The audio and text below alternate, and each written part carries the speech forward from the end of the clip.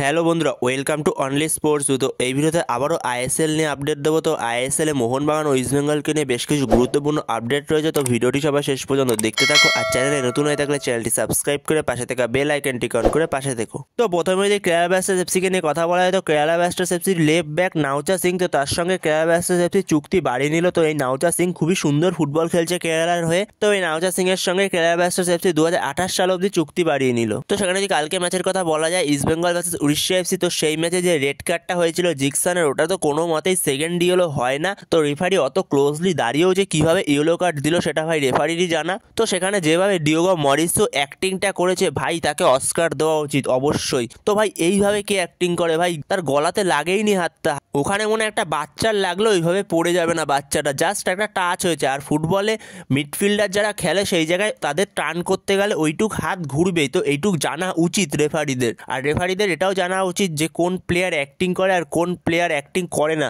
তো এত বছর ধরে তারা রেফারিং করছে ইন্ডিয়ান ফুটবলে, আর এই প্লেয়ারগুলো অনেক দিন ধরে ইন্ডিয়ান ফুটবলে খেলছে, তো তাদের জানা উচিত কোন প্লেয়ার অ্যাক্টিং করে কোন প্লেয়াররা অ্যাক্টিং করে না। আহমেদ জাউর মতো প্লেয়ার অ্যাক্টিং করে, তো ডিয়েগো মরিসিওর মতো প্লেয়ার এরা অ্যাক্টিং করে, এগুলো রেফারি জানা উচিত। তো সেই জায়গায় অসাধারণ অ্যাক্টিং করেছে ডিয়েগো মরিসিও। তো ওই ডিয়েগো মরিসিওর ওই অ্যাক্টিংটার জন্যই সেকেন্ড ইয়েলোটা বের করেছে। রেফারিকে দেখে প্রথমে মনে হচ্ছিল সেই ইয়েলো কার্ড বের করবে না, তো পরে যখন ওই রকম অবস্থা দেখেছে ডিয়েগো মরিসিও, তখনই রেফারি ইয়েলো কার্ডটা বের করেছে। তো সেই জায়গায় রেফারি ক্লোজলি দাঁড়িয়েছিল, রেফারি এগুলো দেখা উচিত। তো যখনই রেড কার্ডটা হয়ে গেল সেকেন্ড ইয়েলো হওয়ার পরে, তখনই ডিয়েগো মরিসিও পুরোপুরি ফিট হয়ে গেল। তো সেখানে এগুলো রেফারিদের দেখা উচিত। প্রতি ম্যাচেই কোনো না কোনো টিম সাফার করে রেফারির জন্য। তো সেখানে পরের আপডেট হলো মাদি তালালকে নিয়ে। তো মাদি তালালকে নিয়ে কালকে যেমনটা জানিয়েছিলাম, মাদি তালাল প্রায় 1 থেকে 2 সপ্তাহের জন্য মাঠের বাইরে ছিটকে যেতে পারে। তো ম্যাচের শেষে যেমনটা দেখা গেল, কার্লোস ডেলগাডো আর আহমেদ জাউ তাকে কাঁধে করে নিয়ে যাচ্ছে ড্রেসিং রুমের দিকে। তো সেই জায়গায় তাকে দেখে খুবই খারাপ মনে হলো, তার ইঞ্জুরিটা খুবই খারাপ একটা ইঞ্জুরি দেখে মনে হলো। তো সেই জায়গায় সে ঠিক করে পা ফেলতে পারছে না, হাঁটতে পারছে না। তো সেখানে দেখা যাক শেষ অবধি কি আপডেট আসে তাকে নিয়ে, তো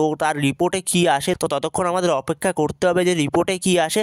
তো তাকে দেখে খুবই খারাপ মনে হচ্ছে। তো সেই জায়গায় জানি না কি হবে, তো সে না পুরো সিজন থেকেও ছিটকে যায়। যতক্ষণ না অফিসিয়াল কোনো আপডেট আসছে, রিপোর্টে আপডেট আসছে, ততক্ষণ পর্যন্ত জানা যাচ্ছে না তো অ্যাকচুয়ালি তার কি হয়েছে। তো সেই জায়গায় দেখা যাক শেষ অবধি তার রিপোর্টে কি আসে। তো কালকে যখন খেলা শেষে মাঠ থেকে বেরোচ্ছিল সব প্লেয়াররা, তো সেই জায়গায় আহমেদ জাউ ও কার্লোস ডেলগাডোকে দেখা যায় মাদি তালালকে সিঁড়ি থেকে নামিয়ে ড্রেসিং রুমের দিকে কাঁধে করে নিয়ে যেতে। তো সেই জায়গায় এটা খুবই ভালো লাগলো দেখতে। তো সেখানে ম্যাচ শেষে অস্কার বুজন সে কি বলে, তো সেখানে অস্কার বুজন বলে, আমি আবারও বলছি ওরা আমাদের ছোট দল হিসেবে দেখছে, আমাদের ফুটবলারদের মাঠের বাইরে বের করে দেওয়া সহজ, আমাদের বিরুদ্ধে পেনাল্টি দেওয়া সহজ, আমাদের পক্ষে পেনাল্টি দেওয়া সহজ নয়। যখন একজন ফুটবলার বল কভার করছে তখন তার কুনুই তোলার জন্য তো কোনোভাবেই লাল কার্ড হয় না ওটা। নন্দকুমারের সাথেও একই জিনিস হয়েছে। তো রেফারিরা ভালো করে জানে কোন প্লেয়ার আহত হওয়ার ভান করে।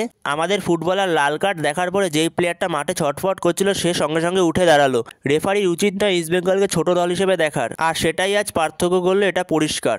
তো এটাই বলে অস্কার বুজন ম্যাচ শেষে। তো এরপরে মোহনবাগানের আপডেট নিয়ে যদি কথা বলা হয়, তো মোহনবাগানের গ্রেগ স্টুয়ার্ট সে ঠিকঠাক করে অনুশীলন করেনি কালকে। তো সে কিছুটা সময় জিমে ছিল, তো সে সাইড লাইনের ধারে কিছুটা সময় ছিল, তো সেই জায়গায় সে ঠিকঠাক করে কালকে অনুশীলন করেনি। তো সেই চোটটা থেকে হয়তো এখনও সে পুরোপুরি সেরে উঠতে পারেনি। তো সেই জায়গায় তাকে নিয়ে অনিশ্চয়তা রয়েছে কেরালা ব্লাস্টার্স এফসি ম্যাচে। তো সেই জায়গায় কেরালা ম্যাচে সে ফার্স্ট 11-এ থাকবে না, হয়তো সে রিজার্ভ বেঞ্চে থাকবে। যদি দরকার পড়ে সেকেন্ড হাফে যদি রেজাল্ট না আসে, তাহলে কোচ তাকে ইউজ করতে পারে সেকেন্ড হাফে। তো ফার্স্ট 11-এ দিমিত্রি পেত্রাদোসি স্টার্ট করবে, তো সেই জায়গায় গ্রেগ স্টুয়ার্ট বেঞ্চেই থাকবে। তো সেখানে আশা করছি সে কেরালা ব্লাস্টার্স এফসি ম্যাচে অ্যাভেলেবেল থাকবে, হয়তো ফার্স্ট 11-এ শুরু করবে না। তো সেকেন্ড হাফে নিশ্চয়ই সে মাঠে আসবে। তো সেখানে গ্রেগ স্টুয়ার্টকে 10 থেকে 15 মিনিট দিলেই সে ম্যাচ ঘুরিয়ে দিতে পারে। তো সেরকমই একজন প্লেয়ার সে, যেটা চেন্নাই ম্যাচে দেখা গেছিল জাস্ট 7 মিনিট মতো সে খেলেছিল, 7 থেকে 8 মিনিট ম্যাচটা খেলেছে। তো সেই জায়গায় সে ম্যান অফ দ্য ম্যাচ হয়েছে, সেখানে 7-8 মিনিট খেলে তার সঙ্গে ম্যাচটাকে বের করে দিয়ে গেছে। তো গ্রেগ স্টুয়ার্ট মাঠে থাকলে কি করতে পারে সেটা সবারই জানা। তো বন্ধুরা এই আপডেটগুলো নিয়ে আলোচনা করার ছিল। তো ভিডিওটি ভালো লাগলে অবশ্যই লাইক শেয়ার সাবস্ক্রাইব করতে ভুলো না। তো নেক্সট ভিডিওতে দেখা হচ্ছে, ততক্ষণের জন্য বাই বাই।